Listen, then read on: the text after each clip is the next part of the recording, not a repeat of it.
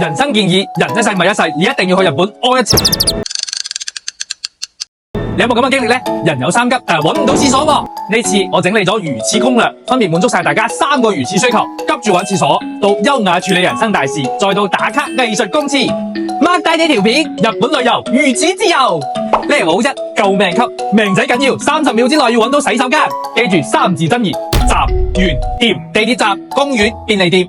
第一，地鐵站同 JR 車站，基本上每一個站都有洗手間。跟住個洗手間 logo 出月台，行幾步就會見到。第二，公園，日本有好多公園都有公廁，未必話好靚，但係一定夠乾淨，有廁紙，急用嗰陣救命絕對 OK。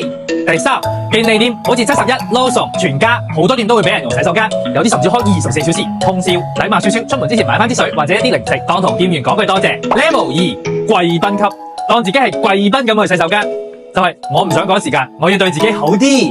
第一個選擇就係百貨公司同大型商場，新宿嘅Isetan、銀座、三越、涉谷嘅嗰啲大型嘅mall入邊嘅洗手間真係可以當休息室用，燈光靚，位夠大，有梳妝鏡、香薰，私隱度高，清潔又頻密。第二個選擇就係酒店大堂嘅洗手間，好多高級酒店大堂由門口行入去一啲啲，洗手間其實都係對外開放嘅，你行到攰入去沖一沖手、洗洗手、整理一下自己，個人都即刻 relax，心情狀態都升一級。Level 3審美級，人生一期一會嘅國寶級藝術如廁，日本人請咗好多好癲嘅藝術家、建築師聯名建造咗一批國寶級嘅公廁。去呢啲地方唔係解決生理問題，係提升審美藝術享受。